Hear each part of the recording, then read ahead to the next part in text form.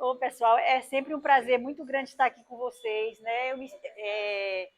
Eu me sinto em casa quando eu estou aqui, né? Eu tenho que deixar isso registrado, porque eu sinto uma energia muito boa aqui nessa casa. Então, é uma satisfação muito grande estar aqui com vocês novamente, né? No dia 2 de novembro foi dia de finados, né? E aí a Adriana sugeriu que a gente falasse sobre perda de entes queridos, mortes prematuras. Né? É um assunto que às vezes nos traz tristeza, às vezes nos traz angústia, a morte, né? E às vezes nos traz um peso muito grande. Então, hoje nós iremos conversar a respeito disso com vocês. Então, assim, a morte, como muita gente fala, faz parte da vida. Por mais assim contraditório que isso possa ser, né? Porque a gente sabe que a morte é a cessação da vida física, né? Do corpo físico. E nós sabemos que o espírito é imortal. A morte só existe para o corpo. Então, o ciclo de vida se encerra com a morte, né?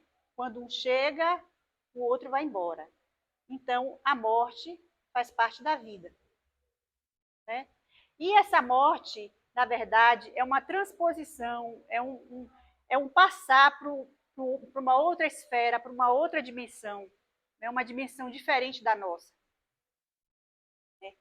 Então, é algo que, por exemplo, às vezes, quando a gente se pega pensando, a gente fica se imaginando o que vai ser de mim quando eu chegar do outro lado, né? É uma pergunta que a gente se faz sempre. Eu, pelo menos, eu me faço. Eu acho assim, no meu caso, eu não tenho tanto medo da morte, eu tenho medo do que possa acontecer depois, né? De como eu posso chegar, de como eu posso estar lá. Bom, quando ela chega é sempre um golpe muito duro, principalmente quando se trata de pessoas amadas, queridas, pessoas da nossa família, né? Que às vezes que tem um vínculo muito próximo a nós, filhos, marido. Então, é algo bastante, é um golpe bastante duro. Por que isso? Porque na nossa atual condição evolutiva ainda, a gente não tem uma boa aceitação da morte. A gente não está preparado para a morte. A gente tem que ser franco, a gente tem que ser claro e aceitar que a gente não está preparado para a morte. Ah, mas eu já estou na casa espírita diz que o espírito é imortal e que a gente vai se encontrar com, né? Se a gente puder, a gente vai se encontrar com. Sim, mas o momento da morte, o momento em que você toma conhecimento, que você se assenhora da situação, é um momento difícil para a gente.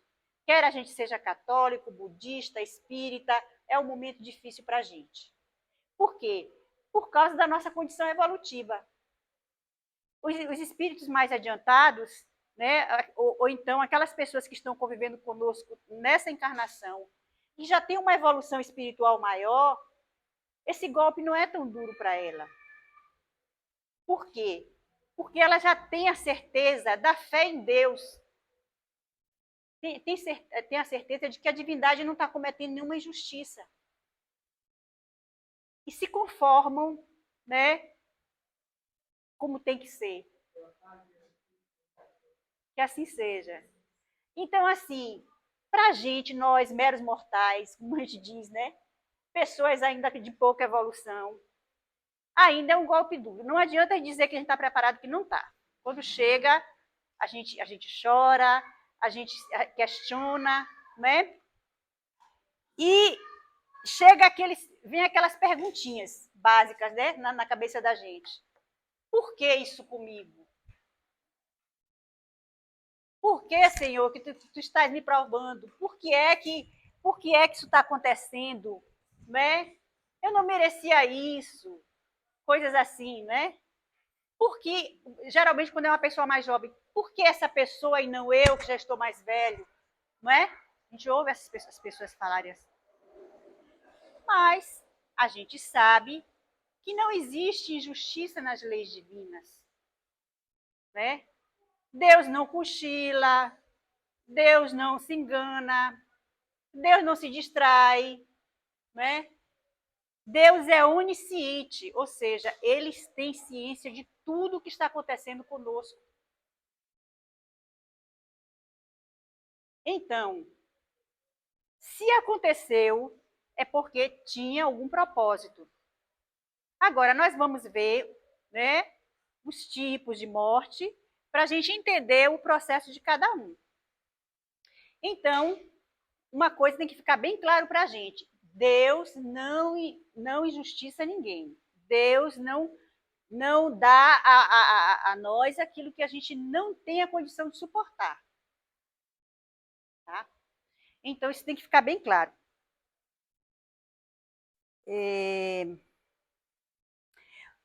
O problema também é o seguinte: a gente tem muita dificuldade de lidar com as perdas.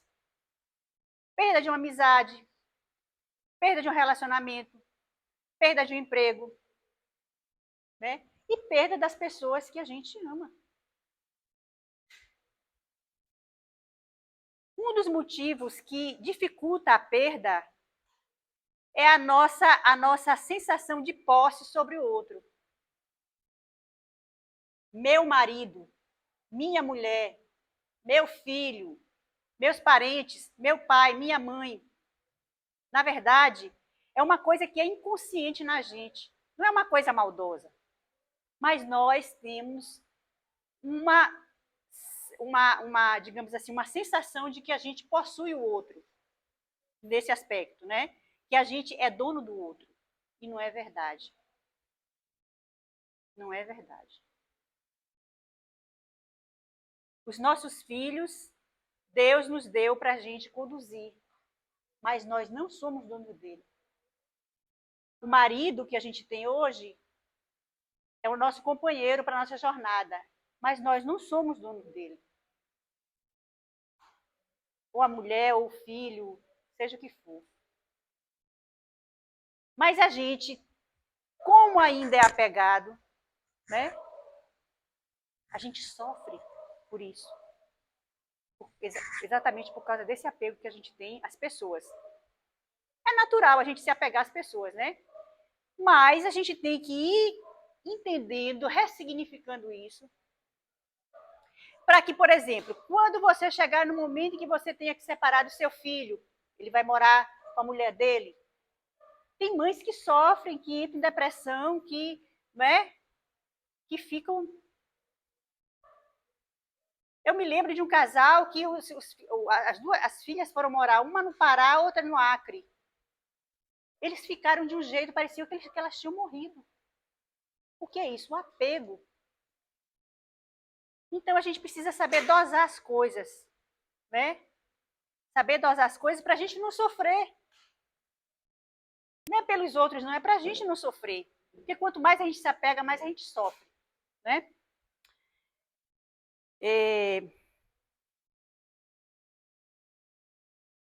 E aí, nessas horas que, por exemplo, a gente perde um ente querido, vem aquele sentimento de revolta com a divindade. Vem aquele sentimento de descrença. Ah, eu não merecia isso. Ah, Deus, por que você fez isso comigo? Não é? Você não me ama, você não coisas assim, né? Você não procurou me proteger, né? Olha a minha situação. Isso não é verdade. É porque a nossa ótica, a nossa maneira de ver as coisas, ela é distorcida. Ela é distorcida. A gente quer que Deus faça a vontade da gente quando ele tem que fazer aquilo que tem que ser feito. E a gente vai ver depois por que ele não faz a vontade da gente. Então, algumas pessoas, quando tem a perda de seus entes queridos, por exemplo, se mataram o filho, tem pessoas que chegam ao ponto de matar a pessoa que matou o filho, né? Sentimento de vingança. Já tem outras que cometem suicídio, porque não suportam a dor da perda. Ou do marido, ou do filho. Não suporto. Tem gente que diz assim, meu filho morreu, a minha vida acabou. Quantas vezes a gente já ouviu isso? Quantas vezes a gente já ouviu isso? Meu marido foi embora, eu não sou mais ninguém. Eu quero morrer. E tem gente que vai lá e se suicida mesmo. Porque não soube lidar com a perda. Né? Tem pessoas que entram em depressão. Quantas pessoas entram em depressão? Quantas pessoas a gente conhece que entram em depressão depois de uma perda? Quantas? A depressão é uma doença que uma das características dela é a perda, né? Uma das coisas, um dos pontos-chave da depressão é a perda de alguma coisa. Então, por quê? Por causa do sentimento de posse. Que a gente ainda tem. E tem pessoas que criam situações de conflito, desenvolvem conflitos internos por causa de uma perda. De uma perda de um ente querido. E aí vem a culpa. Eu lembro de um caso mesmo, eu tenho uma amiga de faculdade que ela tinha uma casa, eles tinham uma casa grande, com piscina e tudo, e ela tem vários netos, então ela reunia os netos da família no final de semana para fazer almoço, essa coisa toda, né? Aquela coisa que as famílias fazem. E aí, um dos netos dela, um momento de distração, foi para a piscina, né? Entrou na piscina, e aí depois não conseguiu mais sair, se afogou e morreu. E ela se culpava por isso, porque ela não prestou atenção, porque a gente deveria estar mais atento e que não sei o quê. A culpa, né? Ah, meu marido morreu porque na hora eu não estava lá, eu deveria estar lá, eu deveria ter cuidado. Se eu tivesse lá, não tinha acontecido. Gente, não é assim. A morte, ela é democrática. A gente está falando muito de democracia ultimamente, não tá? A coisa que mais se fala em democracia. A morte, ela é democrática. Ela chega para qualquer um, independente de religião, de sexo, de posição social, de orientação sexual, né?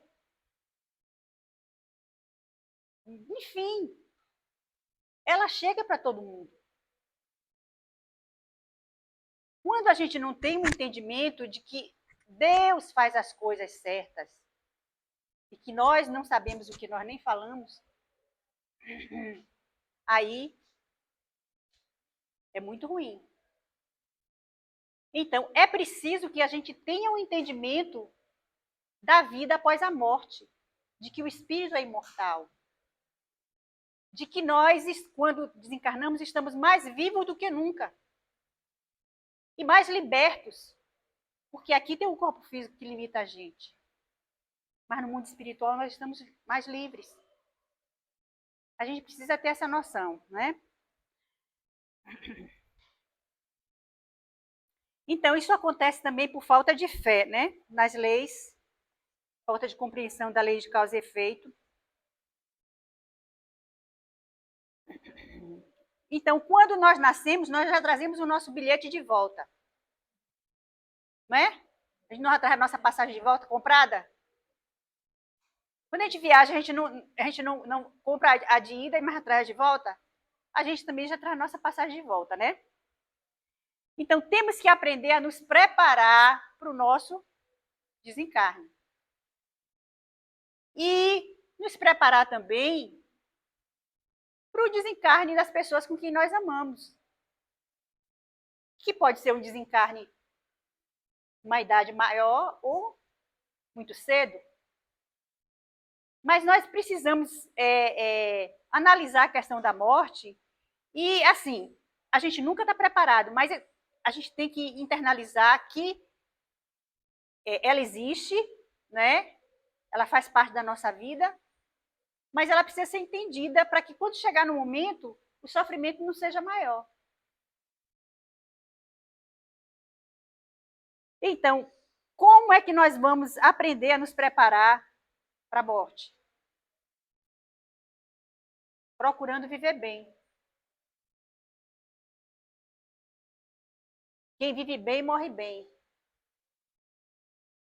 Então, se a gente vive bem, se a gente não prejudica ninguém, não deseja o mal a ninguém, não quer puxar o tapete do outro, não quer não procura ser arrogante, prepotente, vaidoso, orgulhoso, não é? A gente está vivendo bem. Então, como é que a gente vai morrer mal? Não, a gente morre bem. A gente morre numa condição, pelo menos, sem muito sofrimento, né? Aí a gente passa uma temporadazinha num brau, mas depois a gente sai, não é? Então, então a gente precisa viver bem para poder a gente morrer bem. E o que é viver bem? É fazer o bem. Aí não vão pegar a gente de calça curta, né?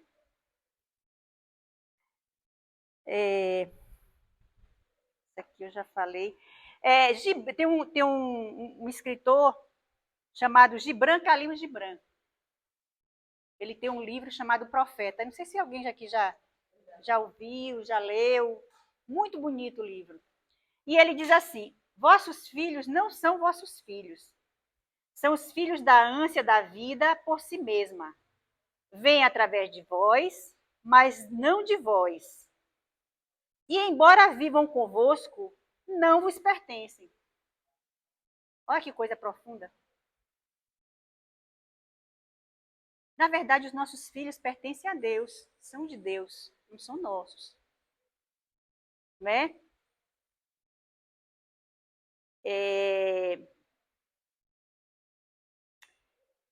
E por que ele diz que não são de vós? Porque também ele é herdeiro de si mesmo. O Espírito é herdeiro de si mesmo. Então, vem através de vós, mas não de vós. E embora vivam convosco, não vos pertencem. Eles vêm passar uma temporada. Tanto é que depois cada um pega o seu rumo, né? Ali já é um exercício que a gente faz para quando eles vierem a desencarnar, né? Para a gente não ficar tão apegado. Então, a gente precisa realmente ressignificar isso aí. Então, as mortes prematuras. A gente precisa entender o que é prematuro. Às vezes, o que é prematuro para a gente não é prematuro para Deus. Né? Existem condições em que realmente a morte é prematura. Por exemplo, quando Deus impede que alguém que poderia se endividar mais ainda continue vivendo. Então, ele vai tirar aquela pessoa, digamos assim, do circuito, como diz a história, para evitar um endividamento maior. Então, essa morte é prematura. Por quê? Porque ele deveria viver mais tempo e aí, né? Então, prematuramente. Então, eu tenho alguns casos aqui para contar para vocês que vão, assim, ilustrar tudo isso que a gente vai falar agora.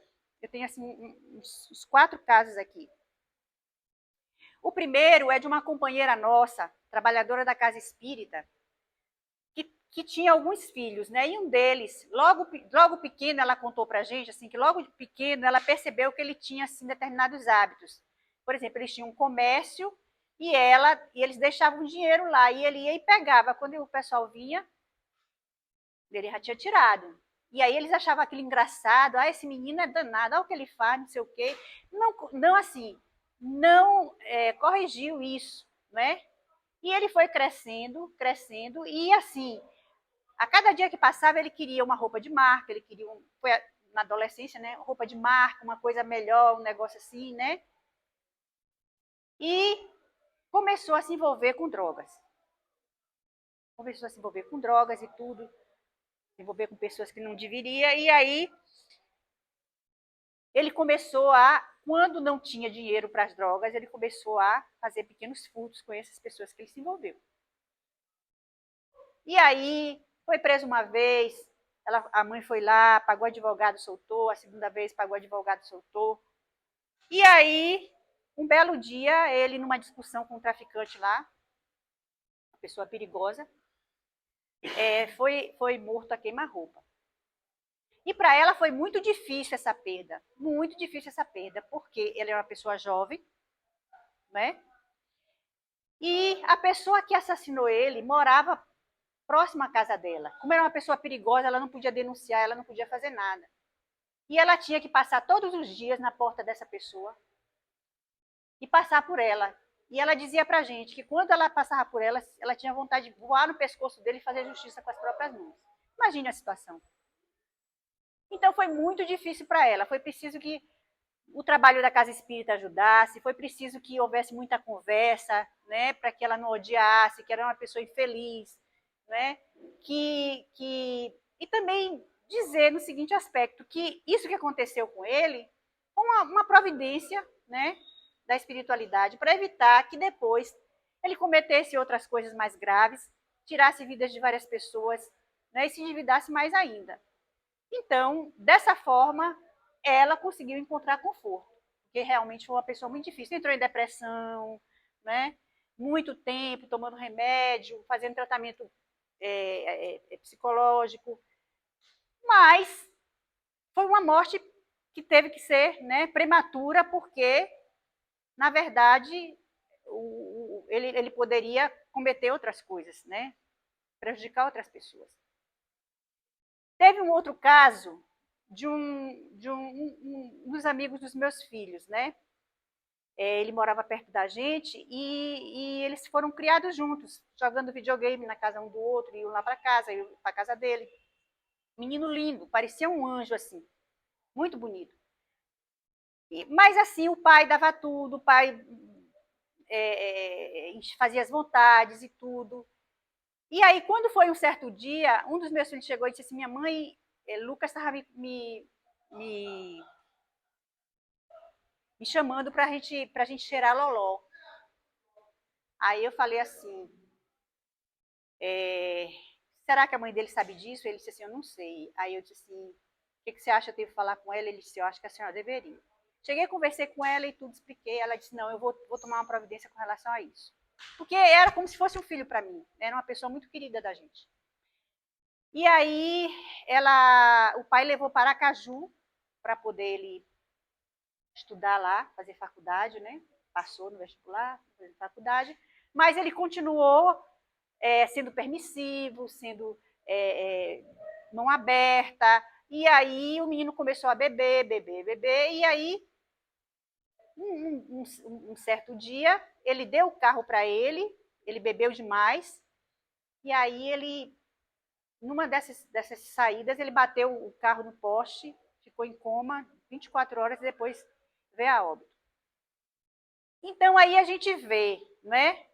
Quando a gente estava no enterro dele, o pai chegou e disse assim, já era a hora dele, cumpriu a missão. Aí eu fiquei assim pensando, ele não entendeu ainda que na verdade, a morte dele não foi uma missão cumprida, não foi não é como ele está falando. Na verdade, também foi uma situação assim de que teve que ir para poder não se comprometer mais, né? O caso dos suicidas, tem muito suicida que reencarna e aí o tempo que ele deveria ficar encarnado e que não ficou porque se suicidou, ele volta para cumprir a jornada em outra encarnação. E aí, eu não estou dizendo que são todos, viu, gente? Mas assim, a grande maioria que a espiritualidade relata volta depois para cumprir. E aí acontece que, às vezes, né, uma criança nasce, é o amor dos pais e tudo, aquela coisa toda, mas em determinado momento, por alguma doença, por alguma coisa, a criança morre. E os pais ficam desolados, desconsolados, né, sem chão, por causa da morte daquela criança.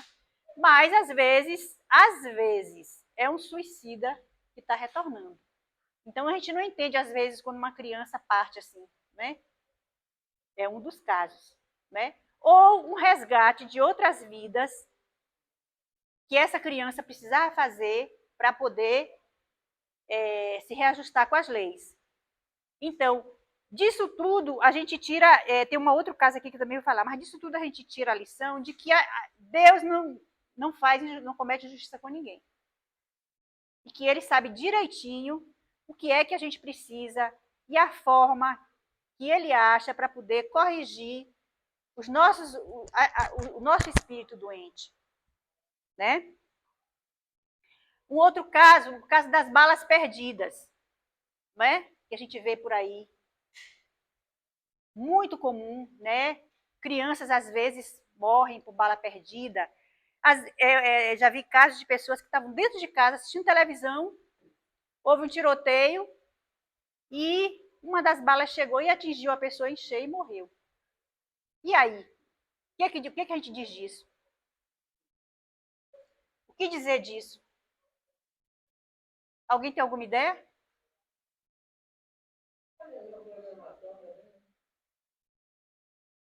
Não existe bala perdida. Existe bala com destino certo.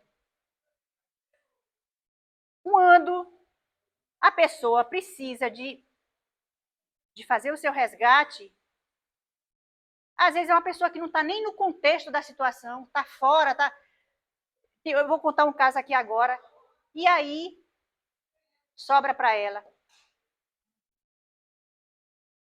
É injustiça? Ou era um resgate que ela precisava passar?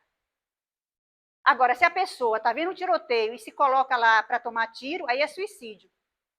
Mas se a pessoa está sem nenhuma intenção e de repente acontece, ali é um resgate. E a gente precisa entender isso. Né? Muito difícil, mas jamais Deus ia permitir uma coisa dessa.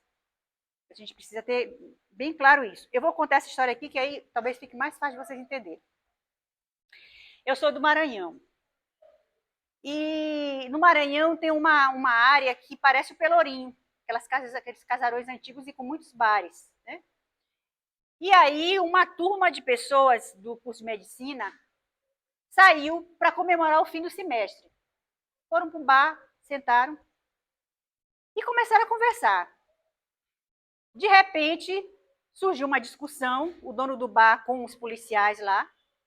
Não sei se o cara não queria pagar ou qualquer coisa assim, ou teve tratou mal alguma coisa.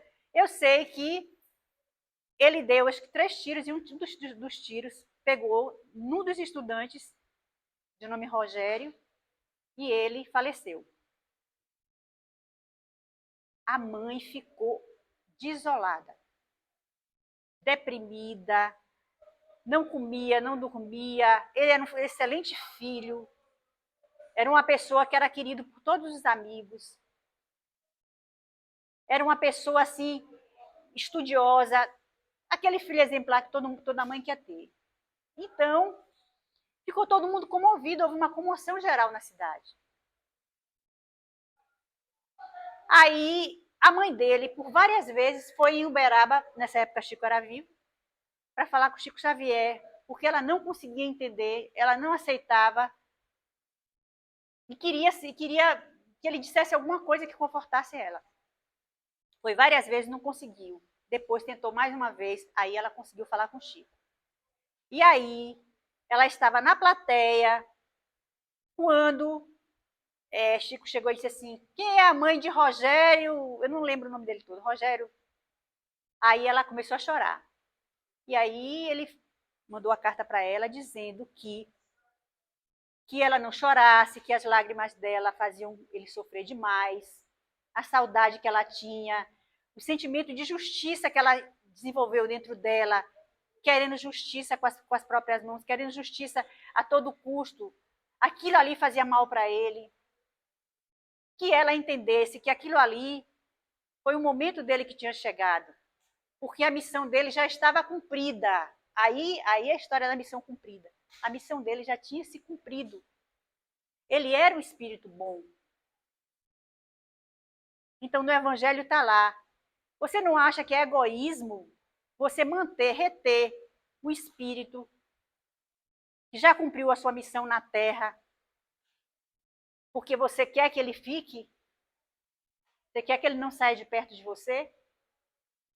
Então ele disse que ele estava agora trabalhando na espiritualidade, ajudando aos espíritos e às pessoas no plano físico que eram envolvidas em drogas. Olha aí.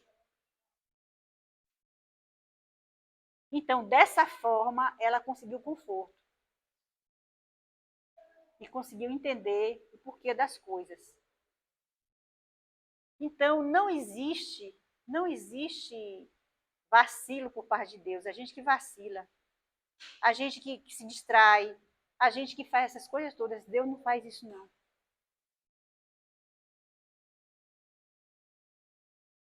Então, a gente tem que ter a noção exata da vida após a morte. Jesus veio dar o maior exemplo. Ele veio dar o testemunho dele de que a morte não existe. Quando ele apareceu para Maria de Madalena no túmulo, próximo ao túmulo, em espírito, e apareceu para os apóstolos em Pentecostes. E os apóstolos falaram, cada um falava em uma língua diferente. Ele veio mostrar que o espírito sobrevive ao corpo. Veio mostrar que ele venceu a morte. E a gente precisa ter claro isso dentro da gente. Né? Claro dentro da gente. Quando a gente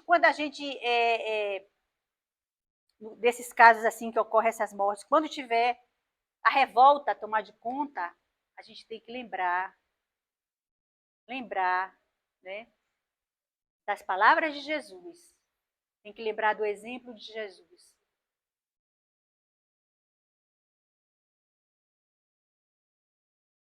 Então, aqueles que amamos não estão afastados de nós, aqueles que já se foram. Eles não estão afastados de nós. Muito pelo contrário. Às vezes eles nos escutam, às vezes eles querem estar próximo a nós, né? Às vezes sofrem quando a gente está chorando de saudade, quando está revoltado contra Deus. E se alegram quando a gente está bem, feliz, porque eles querem ver a felicidade da gente.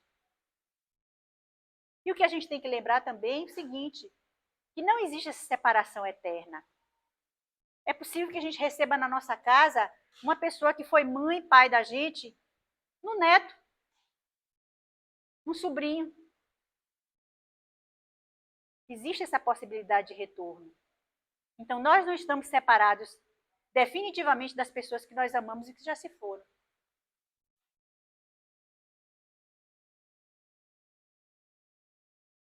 Então, não estão separados porque estão no nosso coração. E não estão separados porque estão, às vezes, ficam próximos a nós. E a gente tem aquela pergunta: como é que estará fulano no plano espiritual? Será que está sendo bem cuidado? Não é? Não vem aquela pergunta? Como é que estará? Gente, Deus cuida da pior pessoa que pode existir na face da terra. O maior assassino, o maior marginal, a maior... Deus cuida. Porque é um filho. Às vezes, até com mais cuidado do que um outro. Talvez a misericórdia, o amor de Deus não chegue assim para ele numa intensidade grande por causa das vibrações, por causa do comprometimento que ele teve, por causa da maldade que ainda existe nele. Então, ele precisa ainda de sofrimento, né, de passar por tudo isso para poder ele se reabilitar diante das leis. Mas ele está sendo cuidado da forma como tem que ser cuidado, sem muitas regalias, sem muita... porque não está merecendo. Mas ele está sendo cuidado. Isso aí a gente precisa ter clara essa noção.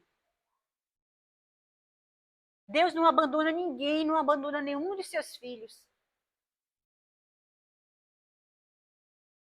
O que ele fez com Maria de Magdala? que era considerado uma pessoa de má vida, que era considerado uma prostituta. O que ele fez? O que Jesus fez? Jesus recuperou Maria de Madalena. Não é? O que ele faria se ele estivesse na frente de uma pessoa considerada marginal? Ele chamaria para ele ou ele afastaria? Então, para a gente ver a bondade, a misericórdia, o amor que Deus tem por nós. Não é?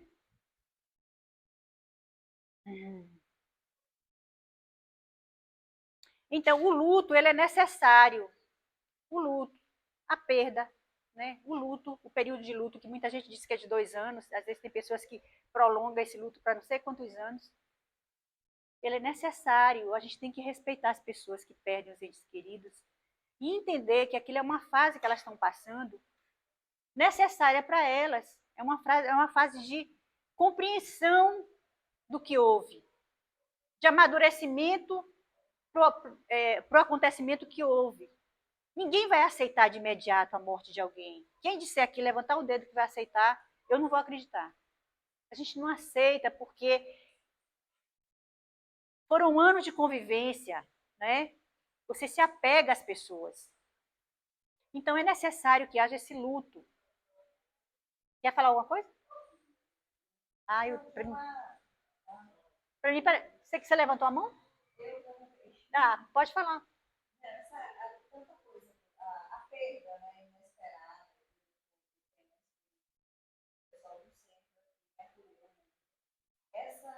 Essa nossa caminhada, né, ajuda muito.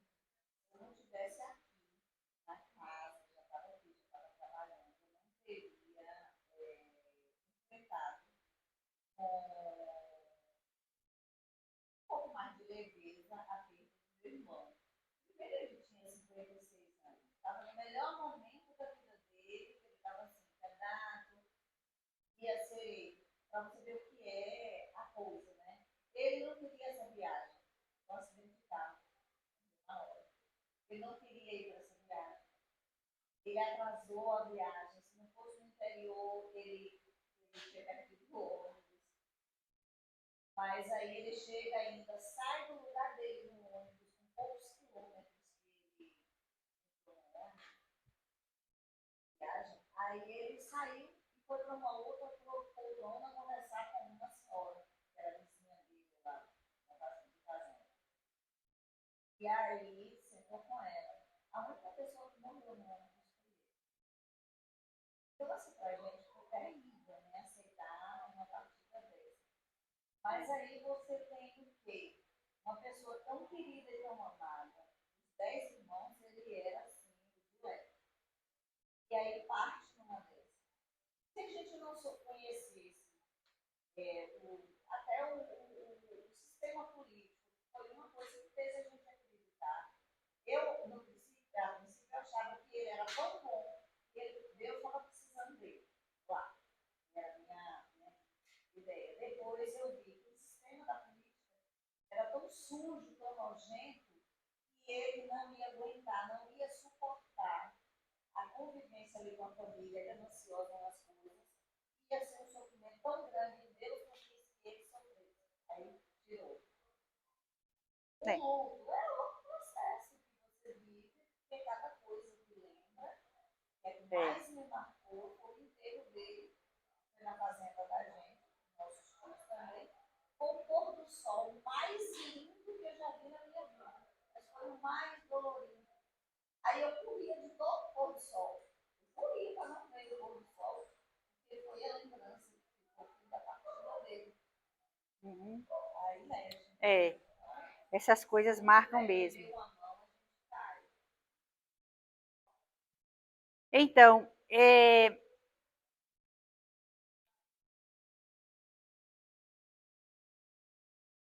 então a lição que fica é essa, né, de que Deus prevê e provê tudo. E que, às vezes, a gente não tem a noção exata, a gente não consegue entender os desígnios de Deus. Eu coloquei isso para essa minha amiga que perdeu o neto, que ela estava desolada. Aí eu falei assim, amiga, fique tranquila, não se culpe, porque nós estamos distantes de entender os desígnios de Deus. Distantes. Então, a gente não pode querer prender uma pessoa que está ao nosso lado, se a missão dela, se o período dela de permanência aqui já acabou. A gente não pode querer que uma pessoa continue convivendo na sociedade e causando prejuízo a ela e aos outros. Então, tudo isso precisa ser entendido. Tudo isso precisa ser entendido. Né? Então, o que a gente precisa é ressignificar a morte. Né? Buscando não ter medo. E procurando viver o que é mais importante. A gente não ficar preso muito à morte. Como é que vai ser minha morte? Como é que vão ficar as pessoas depois da minha morte? Eu vou estar assim, eu vou estar daquela forma. Não. É buscar, como a gente viu aqui, buscar viver bem, para a gente morrer bem. E a gente chegar do outro lado numa condição melhor. Eu não sei como é que está o tempo. 4 minutos. Alguém queria fazer alguma pergunta? Eu gosto muito assim da interação do público. Tem alguma dúvida, alguma coisa? Pode falar. Eu estava comentando bastante com ela, que os evangélicos, quando alguém morre, eles falam assim, pode ser suicídio, tiro, acidente. A Deus que quis assim. Repete várias vezes que foi Deus que quis assim, foi Deus que quis assim. Eu não concordo com essa fala. Eu estava aqui falando com ela, por quê? Tem fundamento? Alguém falou alguma coisa? Não, repare. Na verdade, Deus queria que a pessoa, por exemplo, digamos no caso de suicídio, Deus queria que a pessoa permanecesse até o final dos dias dela. Não é? Não queria? Então foi Deus que quis assim? Nesse caso específico, não. Ela que determinou assim. Né? Ela que determinou que fosse assim. Então a gente não pode também transferir a responsabilidade que é nossa para Deus. Não é? Então, no caso do suicídio, é um caso bastante delicado, né? A pessoa abriu mão do direito de viver por algum motivo, por não suportar alguma coisa, alguma situação, né? Eu tive um caso na minha família, né? Um irmão, mas ele não tinha ele não tinha religião praticamente, não tinha conhecimento espírita, né? É uma pessoa que não tinha esse apoio da religião que a gente tem. E, infelizmente, não teve a coragem de suportar o sofrimento. Né? Mas, como a gente sabe que Deus não desampara ninguém, né, e que cuida de cada pessoa, independente da condição dela, independente de como foi a morte, independente de como possa ter acontecido, Deus cuida de todos nós. Isso a gente tem que ter bastante claro na nossa mente. Né? Em qualquer situação, Deus está presente na nossa vida. Isso tem que ficar bem claro para a gente. Diga.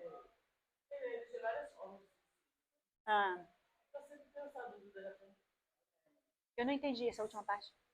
Eu sempre tenho essa dúvida. Sim. Se eu tiver um problema de saúde, sim. E o médico receitou as medicações para controlar esse problema, mas eu, por conta própria, passei meses sem tomar. Encadeou, eu dei plano. Se eu tivesse tomado aquele remédio de medicação, eu não teria esse problema recente. Eu sei. Isso é suicídio? Olha, todo descuido que a gente tem com a nossa própria vida é um suicídio que às vezes não é consciente, é inconsciente. Você não fez, não disse assim, eu vou tomar um remédio para me suicidar. Disse? Não.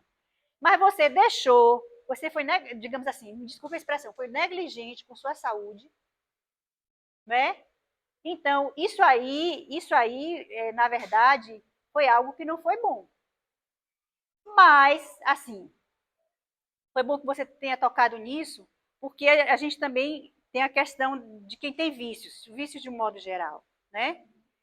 É uma espécie de suicídio lento, né? Então, o nosso corpo, ele existe para que a gente possa cuidar dele, porque ele é o instrumento de manifestação do espírito.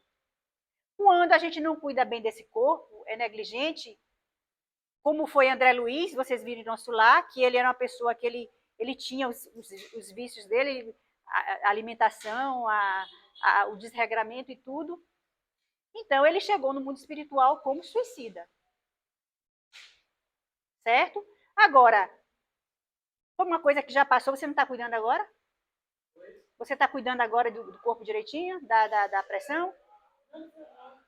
Ah, quem foi a pessoa? Ah, a pessoa que eu pensei que tinha sido você, desculpa. Ah, é. Então, mas ela chegou a falecer por conta disso? Ah, então, aí é considerado, né, uma situação em que ela provocou isso, né? Mas Deus está cuidando dela, pode ter certeza, viu? Então, Enzo, eu acho que já extrapolei o tempo, né? É, chegou no tempo, foi ótimo, foi perfeito. Maravilhoso. Até um ponto interessante na parte que você estava falando, estou na vivência espírita quase 20 anos. E meu pai desencarnou tem 5 meses. E foi inesperado, a expectativa de um infarto, 69 anos. E foi uma surpresa para toda a família. E eu pensava, até eu conversava com minha mãe, falava sobre isso, que a gente sempre pensa que nossos pais vão desencarnar com 80, 90 anos, velhinho ali, a gente ajudando. É a expectativa de nossa cabeça. E eu fiquei, assim, quando minha mãe falou, eu saí de casa imediatamente. Ó, seu pai, eu acho que morreu, meu filho. Um coração palpitar diferente que eu nunca havia sentido. Imediatamente eu saí de casa e fui de encontro. E aí fiz a parte burocrática de organizar o enterro, de falar com as pessoas. Em determinado momento tinha aquele tocante no coração do choro, principalmente na hora de carregar ele para botar no caixão. Nesse momento eu não consegui. Eu soltei, outras pessoas vieram e ajudaram. Mas no decorrer das horas e dos dias, em nenhum momento eu maldiz Deus ou lamentei ou de que não era para ser assim. Eu entendia ainda mais as circunstâncias de toda a vida, de conhecer, não, era um momento. E até quando as pessoas vieram, muita gente veio me falar, de conversar, eu não, a vida continua, não acabou aqui não, né? No caixão não, lá no próprio enterro também fiz alguns comentários. E no coração, pelo menos até o momento, eu tenho esse sentimento. Então, tipo, eu não tive esse sentimento contrário de não aceitar e de achar que está errado, de que deveria ser diferente. Eu achei um processo natural. Uhum. Quando a gente já tem essa compreensão, é ótimo, né? É muito bom. A doutrina espírita é a doutrina consoladora. Sim. Então, ela traz a explicação, né? Porquê das coisas, nos orienta, nos mostra realmente o porquê das coisas. Então, isso melhora o nosso entendimento. Sim. E a gente aceita as coisas de uma forma melhor. Sim. A gente aceita de uma forma melhor. Então, a gente só tem a agradecer pela doutrina espírita nas nossas vidas, né? Porque realmente esclarece, consola, ajuda, né? E nos traz paz, né? Foi ela que me amparou. Exatamente. Porque você não falava disso, falava palestras, tipo, 9 meses antes tinha feito uma palestra sobre a morte, né? E aí depois eu passo por esse processo, as pessoas vinham conversar comigo sobre a dor, e aí depois eu vou e passo por isso, então seria contraditório até o que eu sugiro, o que eu falo e agir diferente. Exatamente. Só que o coração, às vezes, a gente não controla. Graças a Deus, parece que houve um amparo espiritual forte que me equilibrou nesse âmbito. Isso é importante. É. Né? Que bom, abençoada doutrina, né? É, A gente sabe também do planejamento reclamatório, que eu não acredito que seja só mérito dos espíritas, é do ser humano todo. Só exatamente. as religiões, eu acredito. Sim, Nunca li a respeito disso. Eu sei que, para nós espíritas, a gente acredita nesse planejamento que existe, entendeu? Os acertos que a gente faz, os acordos que a gente faz lá para, olha, eu quero voltar assim, por isso, por aquilo, essa afirmação. E aí, no meio do caminho, aqui, encarnado, eu não dou conta disso e caio na tentação. E aí, vou cometer suicídio, vou matar uma pessoa novamente, até chegar aos extremos da pessoa vir paraplégica, tetraplégica, sei lá o quê, para que não venha cometer esse suicídio. Mas eu acredito que seja todas as religiões, só que cada religião tem sua forma de ver. O evangélico vai se encontrar, para todo mundo vir lá, mais ou menos assim, talvez dessa forma, quando Cristo vier, todo mundo. Então, cada uma tem a sua forma de ver, mas eu acredito que todos nós temos o nosso anseio de voltar e de ser assim, o assado. Porque isso não existe só para o espírita, não. Né? A misericórdia divina, ela existe para todos nós. Então, ele não vai privilegiar o espírita, porque é espírita, a gente tem que... Não passa a mão na cabeça de ninguém. Tem câncer, né? Eu mesmo conheci uma menina, o pai, a minha filha, a menina adoeceu com câncer, ela desencarnou com um ano. Mas ela que deu apoio ao pai, ela aceitava a doença de uma forma tão... E parece que ela já sabia que ela ia desencarnar daquela forma. Ele jantou com ela num dia, ela desencarnou no outro. Eu acompanhei todo o processo pela internet, mas ela que ajudou ele, todo o processo dele, ele sofreu tanto, mas ela sempre estava rindo. No último dia ela jantou com ele rindo. No outro dia ela desencarnou. Aí depois ele seguiu.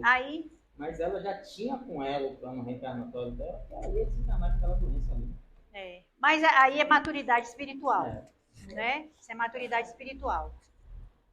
Ela já era um espírito, apesar dela estar resgatando, fazendo algum resgate através da doença, mas ela já tinha uma compreensão, ela não tinha compreensão do espiritismo.